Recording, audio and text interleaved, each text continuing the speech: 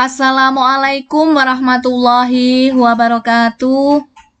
Anak-anakku kelas 6 yang soleh-soleha, kita bertemu kembali di sini dalam pelajaran tematik. Tema 6, menuju masyarakat sejahtera. Kali ini muatannya adalah IPS, yaitu upaya mewujudkan masyarakat sejahtera. Anak-anak, bagaimana kabarnya hari ini? Alhamdulillah, semoga sehat-sehat selalu dan dalam lindungan Allah Subhanahu wa Ta'ala. Sebelum pembelajaran kita mulai, marilah kita membaca doa dengan baca basmalah bersama-sama. Bismillahirrahmanirrahim. Tujuan pembelajaran kali ini adalah siswa mampu mengetahui perilaku yang merupakan upaya mengembangkan kehidupan kebangsaan yang sejahtera. Anak-anak, apa saja upaya untuk mewujudkan masyarakat sejahtera? Nah, ini contoh ya, gambar apa anak-anak? Iya, gambar anak-anak sekolah dasar yang sedang melaksanakan upacara bendera. Oke. Saat Udin dan teman-temannya mengikuti kegiatan upacara peringatan Hari Proklamasi Kemerdekaan Republik Indonesia, di halaman sekolah ada pembacaan teks pembukaan Undang-Undang Dasar 1945. Pembacaan teks pembukaan Undang-Undang Dasar 1945 tersebut diucapkan dengan lantang oleh salah satu peserta didik sebagai petugas upacara. Seluruh peserta upacara mendengarkan dengan hikmat dan penuh perhatian. Dalam teks pembukaan Undang-Undang Dasar 1945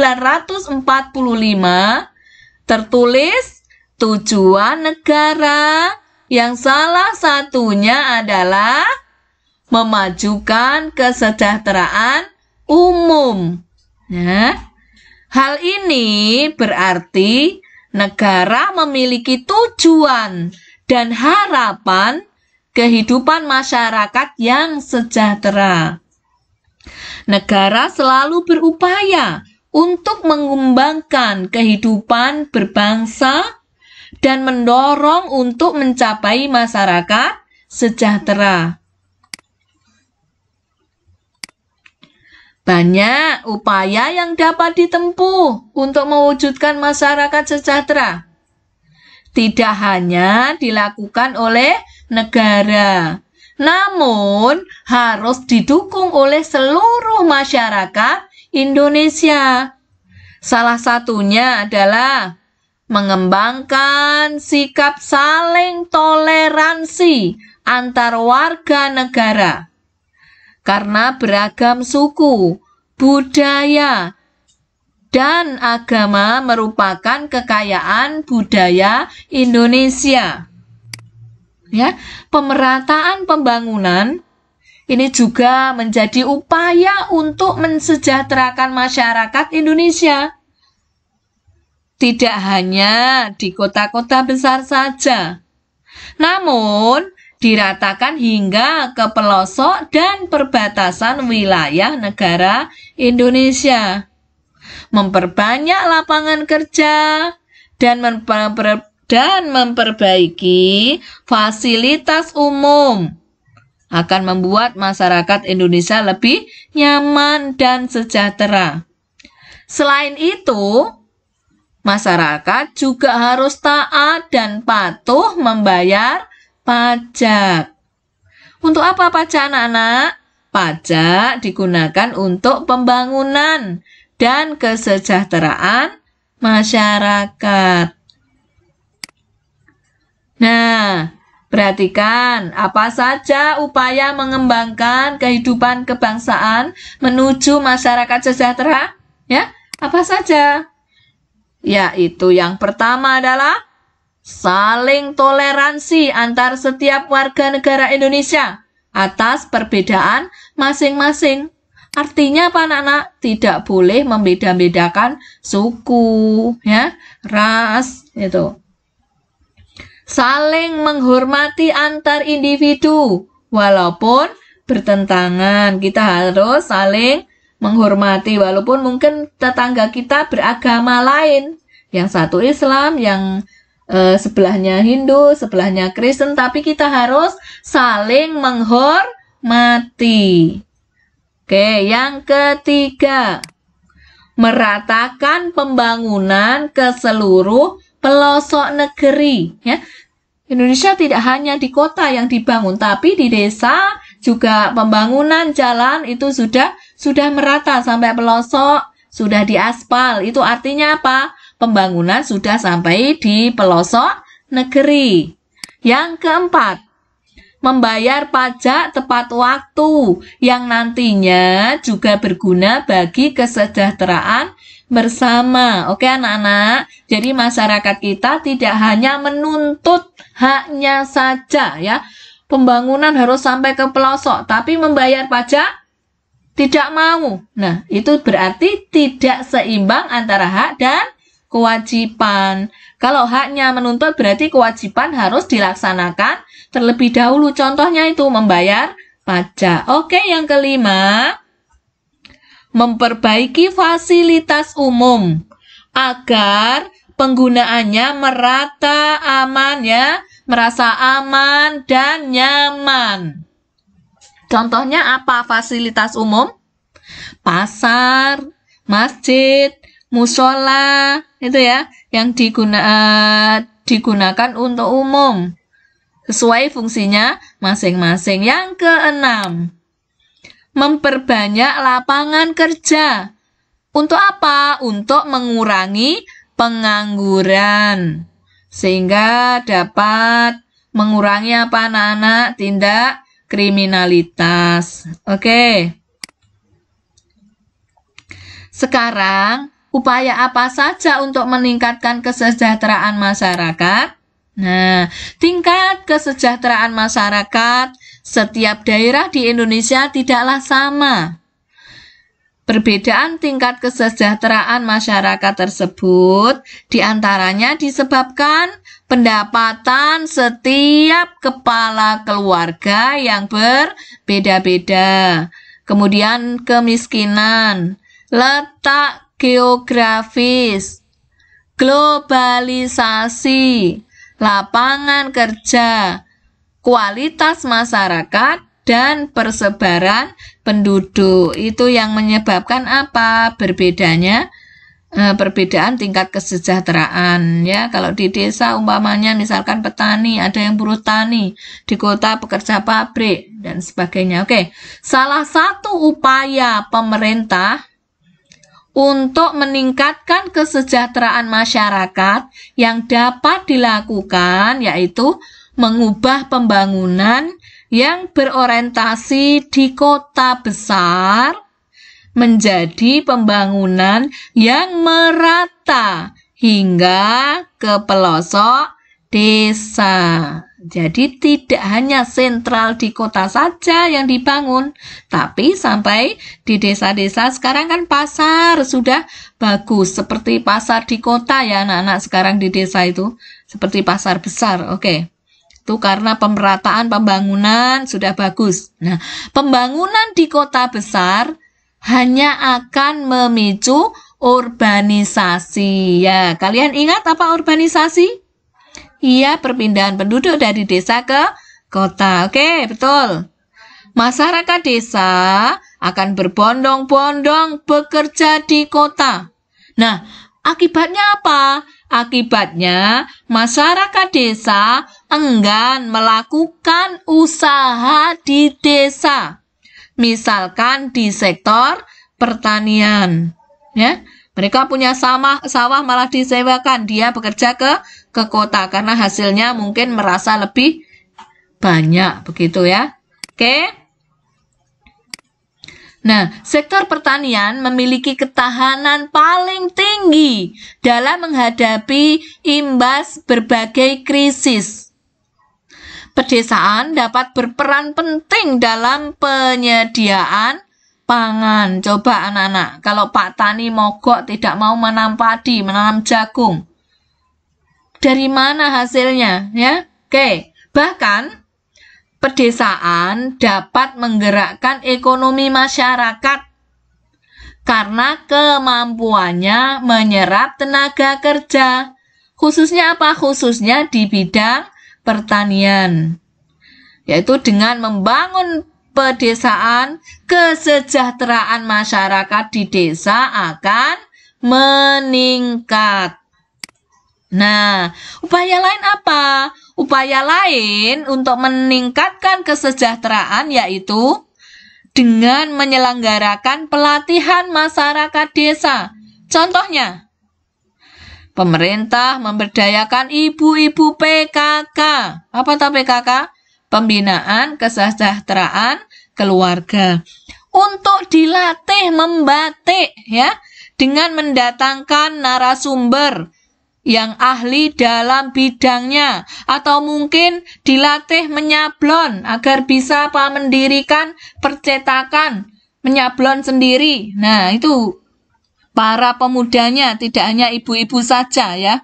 Mereka dilatih hingga mahir membatik, menyablon dan sebagainya. Selanjutnya mereka diberi pelatihan tentang manajemen usaha dan cara pemasaran produk. Nah, itu. Nah, pelatihan tersebut menjadi bekal yang cukup bagi ibu-ibu di desa untuk mandiri berkegiatan ekonomi. Nah, dengan demikian, pelatihan membatik dapat melatih jiwa kewirausahaan dan mengurangi kemiskinan yang ada di Indonesia.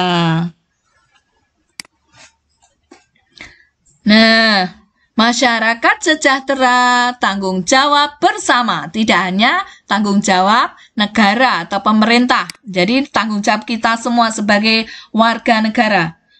Masyarakat sejahtera berarti suatu tata kehidupan dan penghidupan masyarakat baik material maupun spiritual yang diliputi oleh rasa takut, keselamatan, kesusilaan, dan ketentraman lahir batin. Kondisi tersebut memungkinkan setiap masyarakat untuk mengadakan usaha penemuan kebutuhan jasmani dan sosial yang sebaik-baiknya bagi diri, keluarga, serta masyarakat. Nah, pemenuhan kebutuhan tersebut, mereka itu dapat menjunjung tinggi hak asasi serta kewajiban sebagai manusia. Sekarang, upaya mewujudkan masyarakat Indonesia yang sejahtera diperlukan kerjasama dari berbagai pihak, yaitu pemerintah atau negara, pihak swasta, dan setiap warga negara Indonesia. Yang pertama adalah peran individu. Bagaimana peran individu? Yaitu meningkatkan ketakwaan kita, ya, menaati aturan di masyarakat, menjaga kesehatan, dan mengoptimalkan sumber daya yang ada pada dirinya. Itu apa? Ya, tubuh kita, akal, waktu, dan usia kita gunakan, tidak hanya bermalas-malasan. Yang kedua, peran pihak swasta. Peran pihak swasta atau wirausaha ini membantu dan mendukung mewujudkan impian masyarakat yang kreatif, inovatif dalam rangka meningkatkan kesejahteraan ekonominya. Nah, dukungan dari pihak swasta berupa apa? Bantuan modal sangat dibutuhkan oleh masyarakat kecil yang ingin maju. Yang ketiga, peran negara atau pemerintah. Berupa apa? Memberikan fasilitas kesehatan gratis, membebaskan biaya pendidikan, insya Allah sudah ya. Kemudian menerapkan kebijakan dalam bidang pertanian, perkebunan, peternakan, perikanan, serta mengelola seluruh sumber daya alam milik negara untuk kepentingan umum. Nah, sekarang upaya mensejahterakan masyarakat Indonesia yang pertama adalah apa? Memperkuat ketahanan sosial dan budaya masyarakat berdasarkan keutamaan nilai-nilai luhur budaya lokal. Dilakukan dengan cara meningkatkan jumlah sarana prasarana sosial maupun peribadatan atau memberi kebebasan berkembangnya organisasi dan lembaga masyarakat yang bertujuan untuk meningkatkan kuantitas masyarakat Indonesia.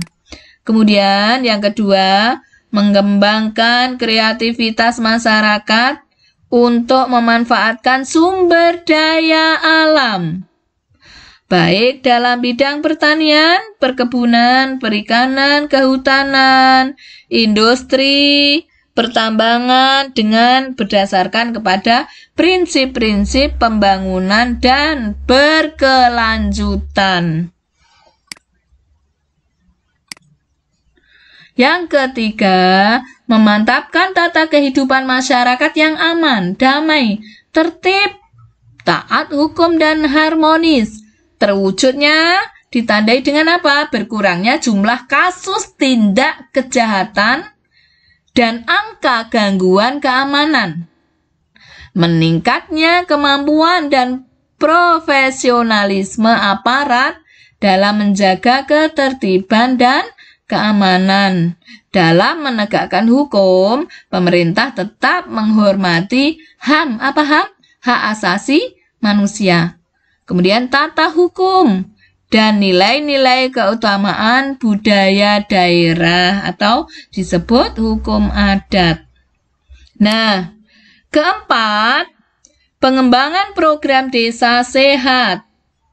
Program desa sehat adalah gerakan untuk menciptakan atau mewujudkan seluruh desa dengan kondisi masyarakat yang memiliki pengetahuan tentang kesehatan, termasuk gizi, mampu menerapkan pola hidup sehat dan bersih baik jasmani maupun rohani.